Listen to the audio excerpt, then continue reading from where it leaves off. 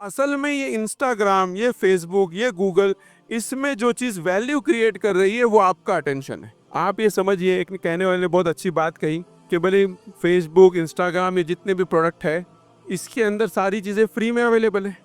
अब कोई इंसान फ्री में कैसे दे सकता है?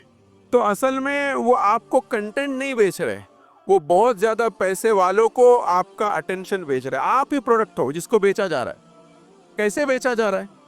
उनको जो चीज़ बेचनी है उसकी एडवर्टाइजमेंट करते, यहाँ तक तो बात ठीक थी।